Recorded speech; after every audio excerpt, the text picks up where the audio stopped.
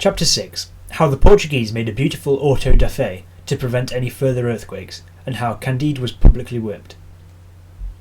After the earthquake had destroyed 3/4 of Lisbon, the sages of that country could think of no means more effectual to prevent utter ruin than to give the people a beautiful auto-da-fe, for it had been decided by the University of Coimbra that the burning of a few people alive by a slow fire and with great ceremony is an infallible secret to hinder the earth from quaking. In consequence hereof, they had seized on a Biscayner, convicted of having married his godmother, and on 2 Portuguese for rejecting the bacon which larded on a chicken they were eating. After dinner they came and secured Dr. Pangloss and his disciple Candide, the one for speaking his mind, the other for having listened with an air of approbation. They were conducted to separate apartments, extremely cold as they were never incommoded by the sun. 8 days later they were dressed in san-benitos, and their heads ornamented with paper mitres. The mitre and san-benito belonging to Candide were painted with reversed flames and with devils that had neither tails nor claws, but Pangloss's devils had claws and tails, and the flames were upright.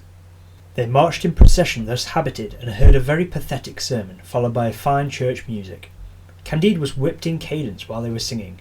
The Biscayner and the 2 men who had refused to eat bacon were burned, and Pangloss was hanged, though that was not the custom. The same day the earth sustained a most violent concussion. Candide, terrified, amazed, desperate, all bloody, all palpitating, said to himself, "If this is the best of all possible worlds, what then are the others? Well, if I had only been whipped, I could put up with it, for I experienced that among the Bulgarians. But oh, my dear Pangloss, thou greatest of philosophers, that I should have seen you hanged, without knowing for what! Oh, my dear Anabaptist, thou best of men, that thou shouldst have been drowned in the very harbour!